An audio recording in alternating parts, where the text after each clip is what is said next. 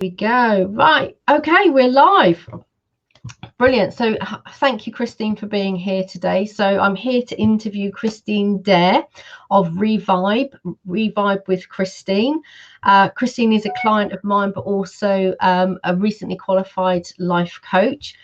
She also, so there's a long list, isn't there? So I'm going to read it all out. So Christine, you've recently qualified as a life coach and group facilitator, Angelic Reiki Master and Angelic Lightworker Practitioner, certified Ageless Grace? Ageless Grace. Ageless Grace. Yeah, that makes sense. That makes perfect sense. Yeah. Instructor and essential oil educator. So there we go. So that's a big long list of great stuff, isn't it? Mm-hmm. So welcome, Christine. Thank you for agreeing to be here.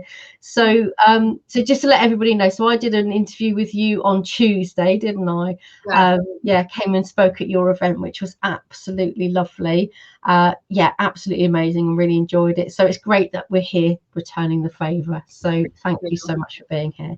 So Christine, tell us a bit about your life before you became a mum. You've got quite an interesting life, haven't you? So before you became a mum, before you had a business, yeah, tell us a bit about your life then. And I became a mom quite late in life, so I did cram in a lot, as much as I could. I didn't have my first son until I was 40. So, and he's 9 now. I just turned 50. So, I started, I had a travel bug really early. I got to go to Australia when I was 16 in a dance performance group. So it gave me the bug, and then I went the next year. I'm like, I'm going to be an exchange student. So I went off to Brazil for a year, and I came back, and then I decided the following summer to be an exchange student again. I went off to Holland for the summer, and then, finished my school here, moved to New York City for 3 years, then Toronto, Vancouver. And then I worked on cruise ships for several years as well. So travel is a big part of who I am, and that brings in my sort of life experiences. And when I was in New York, I was training as an actress as well. So I was doing theater. I had a non-for-profit theater company in Toronto, and doing TV commercial things like that. And actually, I got to be for a little while a TV presenter in the UK when I lived there. So there was my connection back to you. Yeah, brilliant, fantastic. So so you got married, got 2 children. Yeah. My British bloke. Yeah, I was going to say, so your husband's British, and so you are familiar with the area here and everything. So although we did have to translate a few of the things that I was saying in the presentation, wasn't it? Yeah, it's amazing what you take for granted, isn't it? So okay, brilliant. Very different slang, but we love it. And yeah, absolutely. And so a really exciting life. And yes, so although being a mom, having a business, settling down, you still have that excitement and that zest for life and travel?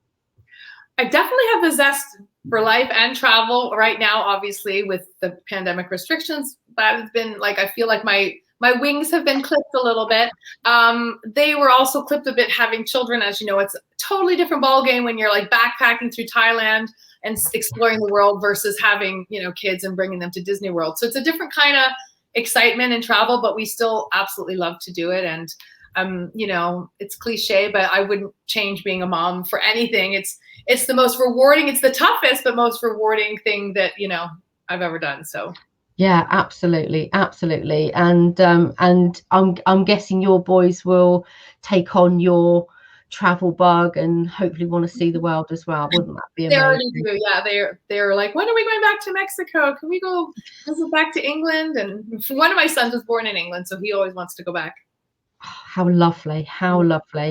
Okay, so when did you decide you wanted to be a coach?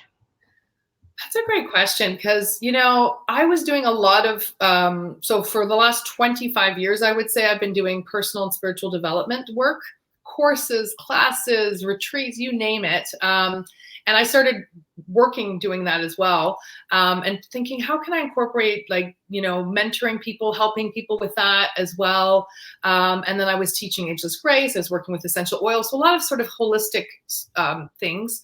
And I don't know, I guess just over, a year and a bit ago, I was like, I'm always talking to people and helping and coaching, giving advice. And I'm thinking maybe I should actually look into doing this as a profession. And I did loads of research on what it actually meant and, you know, how I could incorporate what I've done, my life experience, and find my niche, if you will. So yeah, and I decided to go back virtually through a wellness college here in Canada, and got my certification. Brilliant. And you qualified at the start of 20? Yeah, I finished last year, end of 2020. So yeah, okay, yeah. So we've had lockdown. Yeah. So what was it like? You just, you know, all that excitement that, you know, about to begin and just qualifying, and then we're in lockdown and with all the different restrictions and everything and homeschooling. What's that been like for you? You know, it's been a mixed bag, because I have to say the homeschooling part has really been challenging. Obviously, my kids are 7 and 9, so they still need a lot of support when it comes to getting their schoolwork done and managing their in-class time and stuff like that. So I've kind of had to compartmentalize and make my work at different times, if you know, as much as I could. But the actual getting started during the pandemic, as far as like moving to virtual, that actually in many ways was a blessing, or I call the silver lining for the pandemic for myself, especially since I have relations and friends all over the world. It's a great way. Like for me, I'm more connected to people more than ever now. Miracle of Zoom and Facebook Lives and video, you know, we're really staying connected. And almost everything that I do, you know, I could do sitting in a room with somebody, you can do online. You still have the same emotional connection. The energy comes through the screen. So yeah. I mean, we obviously, you know, we have a lot of friends in common as well, and you know, healing, and I've seen ladies doing Reiki over Zooms and that kind of stuff, and healing and past life regressions, all this kind of stuff. It's it's absolutely amazing, and it's technology. Yeah, it's been a bit of a blessing, hasn't it?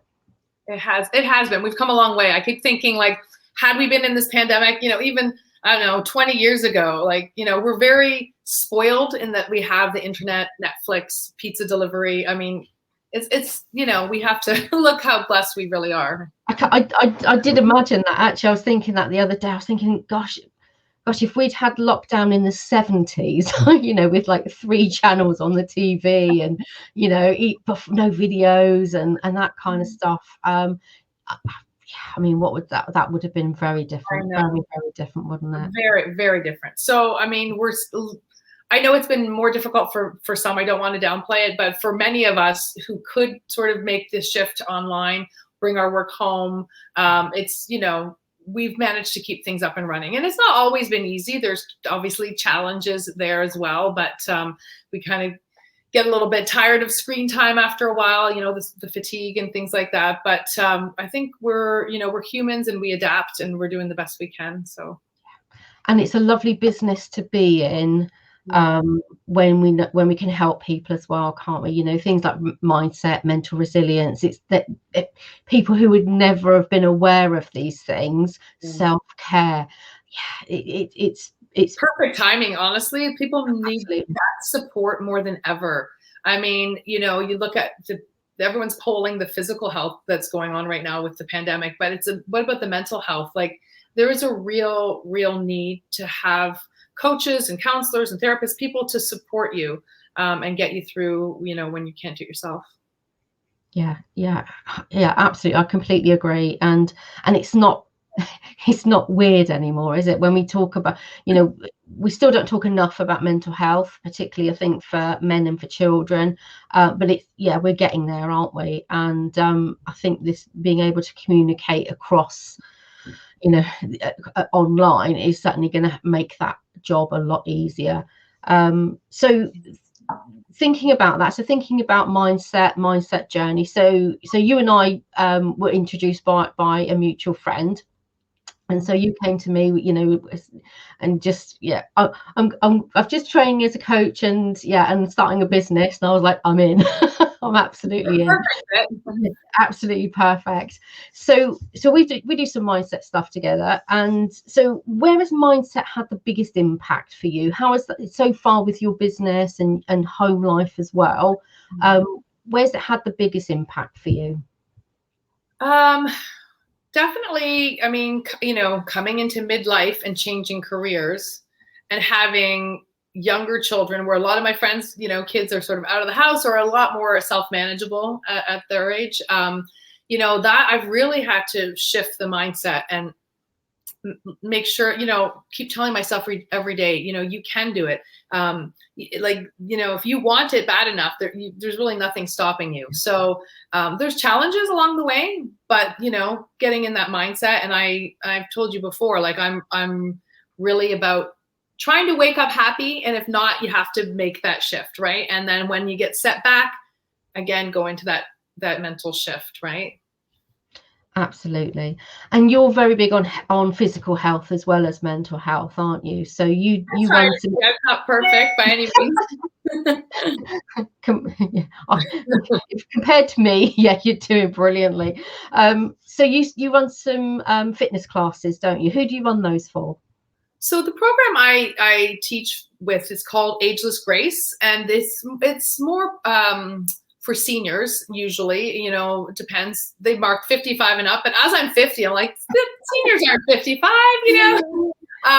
But it is a seated fitness program. So there's other people that come that could be younger, but more mobility concerns or balance issues. They might be in recovery from a physical operation or something. And we work the whole body seated. So a lot of core strengthening while you're sitting up and supporting yourself.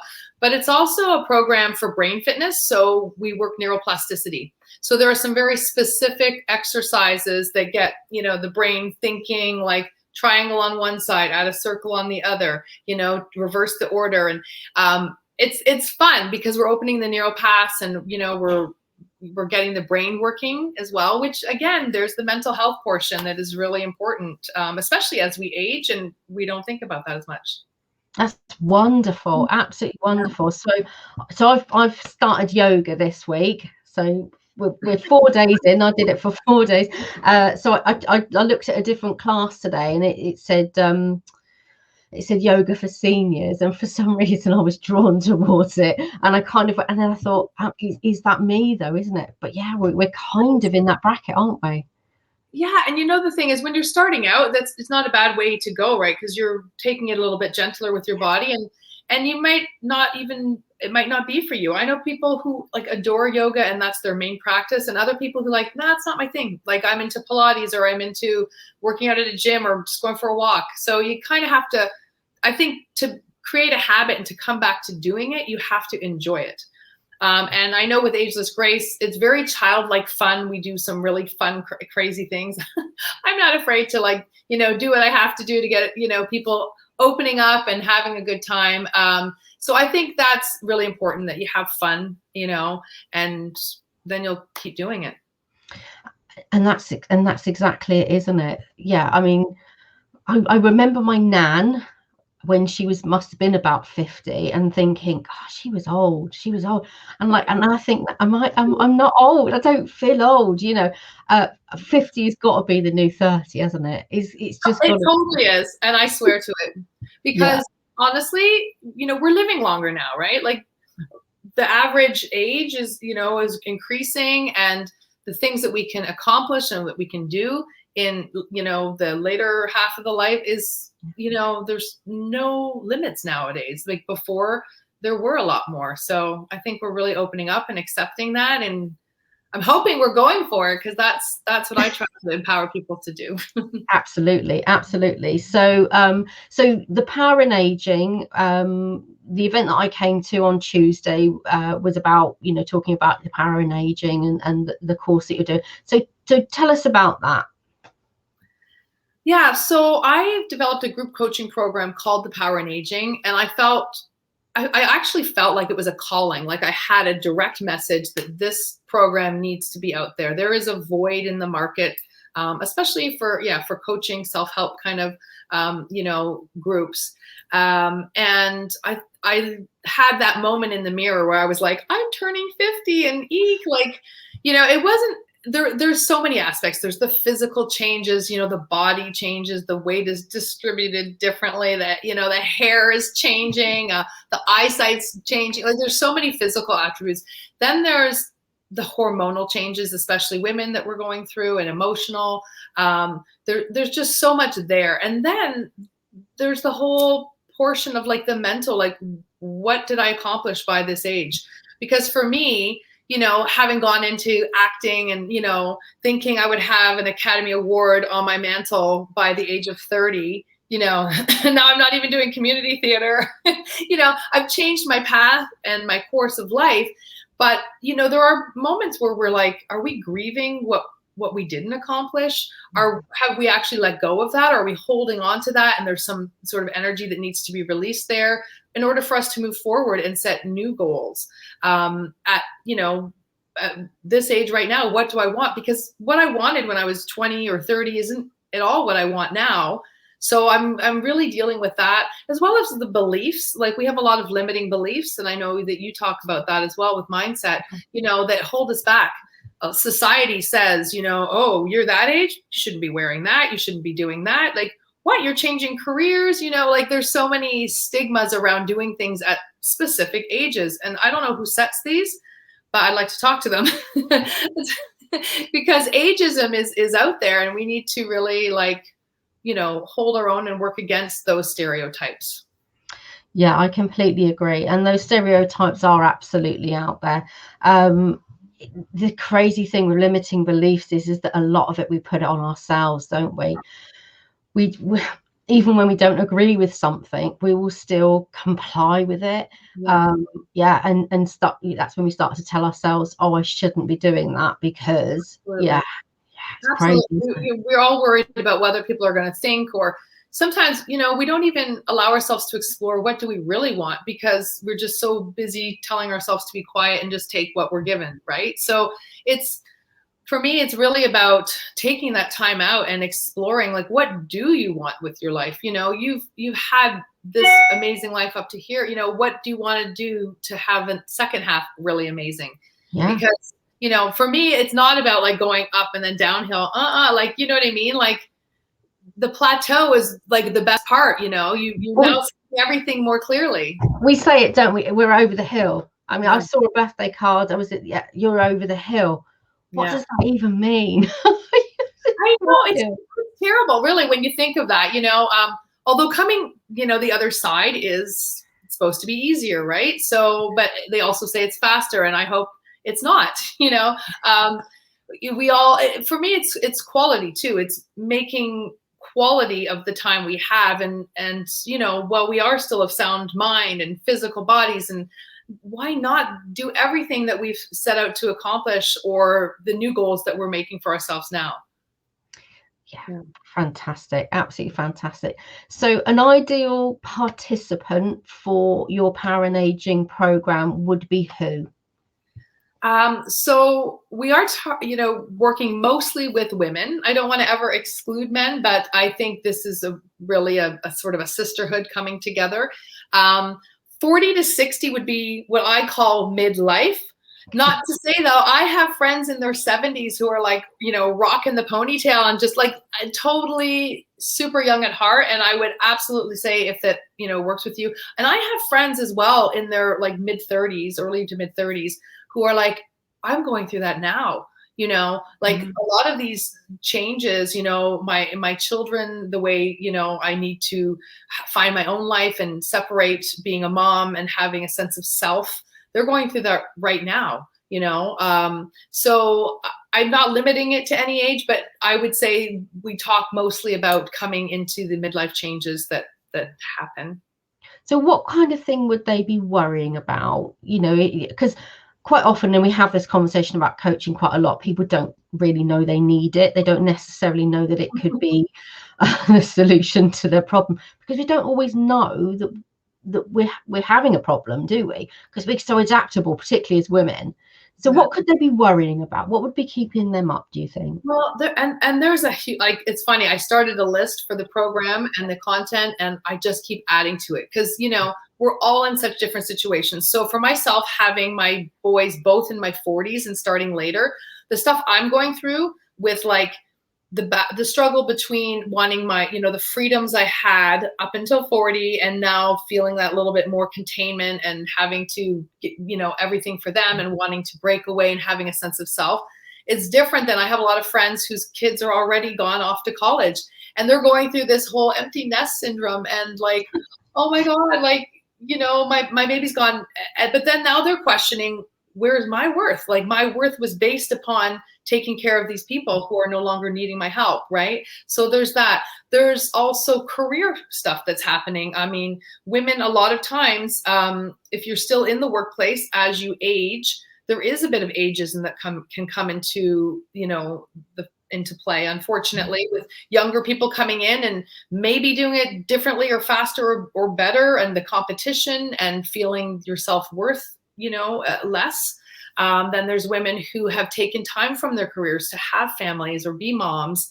And then they're like, okay, now's my time. And then it's like, what, you know, how do I compete with what I did 10 years ago? And do I even want to? Maybe it's changed. Like maybe you want to become a coach. Do you know what I mean? Like maybe all of a sudden your wants that you had or your profession you had before is no longer what you want to do. So there's so much that starts, you know, we start to question. So there's that, you know, and then there's the spiritual side of things, which is always big for me. And I think a lot of women, you know, start questioning a bit of the bigger picture and where they fit in and maybe their sole purpose, and how they can really nurture their spirit while they're here, as well as being a mom and a superwoman doing it all. So there's really a lot of aspects and reasons I think people would want to come into a program or coaching, you know, supportive environment.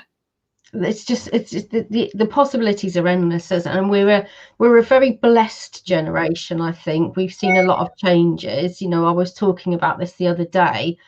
I can remember vividly the world without computers, you know, domestic computers or, you know, personal computers, definitely, without mobile phones, without the internet, 3 channels on the TV, no DVDs, you know, sat navs, you know, I vividly, like, you know, it's not a distant memory. We functioned in a world without all of that. Yeah. And now, as you say, particularly in the workplace, we're competing with women not that much younger than us, but for whom that is completely second nature.